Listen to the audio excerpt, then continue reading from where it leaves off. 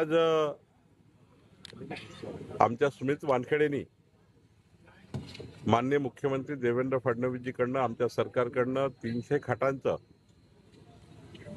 रुग्णालय मंजूर करून त्याचं भूमिपूजन केलं आहे।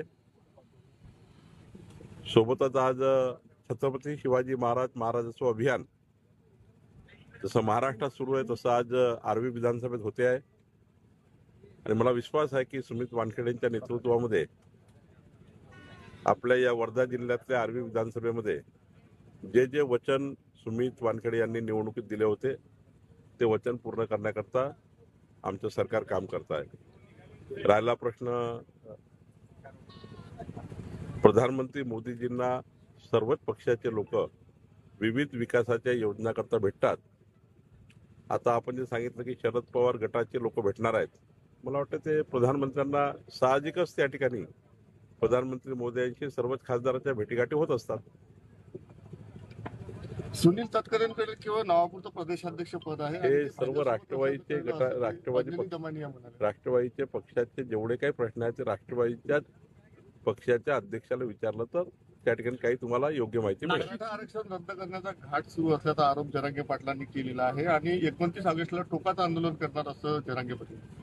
मी कालही सांगितलं, परवाही सांगितलं, आत्ताही सांगतो की महाराष्ट्र सरकार पूर्णपणे मराठा समाजाच्या पाठीशी उभा आहे।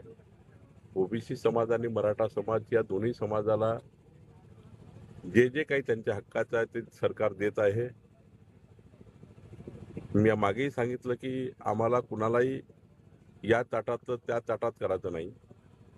मराठा समाजाला न्याय देताना ओबीसीलाही अन्याय होणे आणि ओबीसीला न्याय देताना मराठा समाजावर अन्याय होणे, बुलेट ट्रेन दोन्ही समाजावर त्या ठिकाणी सरकारची दोन्ही या ठिकाणी जबाबदारी सरकारची आहे। आम्ही सरकार म्हणून ती जबाबदारी पार पाडतोय। नाशिकमध्ये कुंभमेळा होतोय, या कुंभमेळ्यामध्ये गुजरातचे ठेकेदार नियुक्त केले जात असल्याचा आरोप राज ठाकरे। राजसाहेबांनी तिथली यादी घेऊन बोललं पाहिजे। आता राहिला प्रश्न टेंडरचा, ऑनलाईन प्रक्रियेचा। या देशामध्ये अशी प्रक्रिया ऑनलाईन टेंडरची आहे की कुठलाही कॉन्ट्रॅक्टर कुठेही जाऊन त्या ठिकाणी आपलं टेंडर भरता येतं। उद्या आर्वी जर निविदा निघाली, आर्वीमध्ये 1300 बेडचं जे हॉस्पिटल आहे त्याचं टेंडर काढलं तर देशातल्या कुठल्याही व्यक्तीला आर्वीमध्ये येऊन ऑनलाईन टेंडर भरता येतं।